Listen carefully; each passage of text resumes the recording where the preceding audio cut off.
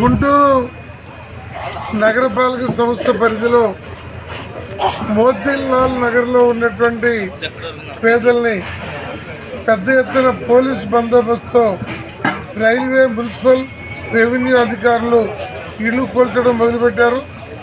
సుమారు 180 కుటుంబాలు గత 70 సంవత్సరాలుగా ఇక్కడ నివసిస్తున్నారు. నిరుపేదలు. వీరిలో ఒక 56 మందికి గత వైసీపీ ప్రభుత్వం కొన్నపాడు దగ్గర ఒక గోతుల్లో ముళ్ళకంప పెరిగిన చోట పట్టాలు ఇచ్చారు తప్ప ఏ ఒక్కరికి స్థలం చూపలేదు. అది మొత్తం క్యాన్సిల్ చేసి మళ్ళీ వేరే 2 సెంట్ల చొప్పున ఇవ్వడానికి ప్రభుత్వం ఆలోచిస్తుంది. సిపిఐ పార్టీ గత 6 మాసాలుగా స్థానిక ఎమ్మెల్యేకి, కలెక్టర్కి, ఇతర అధికారులందరికీ కూడా టిట్కో ఇళ్ళు కేటాయించండి, వీళ్ళందరినీ టిట్కో ఇళ్ళకి వాడికి తరలించే ప్రయత్నం మేము కూడా సానుకూలంగా చేస్తామని చెప్పాం. కానీ అధికారులు కోర్టు ఆదేశాల పేరుతో, రైల్వే వాళ్ళ పేరుతో ఇంత నిర్దాక్షిణ్యంగా ఒకవైపున ఎల్నినో పేరుతో తీవ్రమైన ఎండలున్న దశలో 10 గంటలు దాటిన తర్వాత బయటికి వెళ్ళొద్దని ఒకవైపు చెప్తూ పసిపిల్లలతో పాటు ఇళ్ళ కూల్చడం ఇది రాష్ట్ర ప్రభుత్వానికి అత్యంత చేదు అనుభవాన్ని చెడ్డ పేరు తెచ్చేటువంటి పని. ఇవాళ చంద్రబాబు నాయుడు రాష్ట్రాన్ని ఆకాశవంతెత్తు అభివృద్ధి చేసిన ఇలాంటి పేదల పట్ల నిర్దయగా అధికారులు వ్యవహరించడం ఇది ఏమాత్రం సహేతుకం కాదు.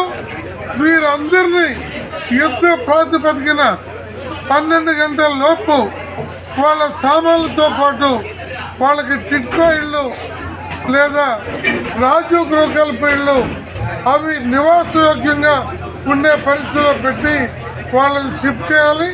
అలా కాకుండా వదిలేసి రోడ్ల మీద వదిలేస్తే ఇందులో ఏ బిడ్డ, పాప ఎవరైనా చనిపోతే దానికి రాష్ట్ర ప్రభుత్వం, జిల్లా యంత్రాంగం మూల్యం చెల్లించాల్సి వస్తుందని కూడా ఈ సందర్భంగా తెలియజేస్తూ ఉన్నాము. ఇవాళ సిబ్బందితో ఇంత హంగామా ఈ పేదలను తొలగించడానికి చేయాల్సిన అవసరం ఉందా?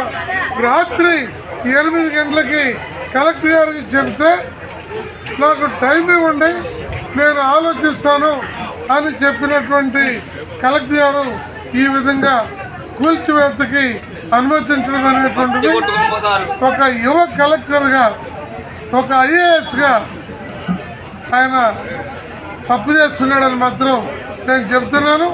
వీరందరినీ ఏ ఒక్కరు కూడా దీంట్లో నష్టపోకుండా కాపాడే పరిస్థితిని తీసుకోవాలి.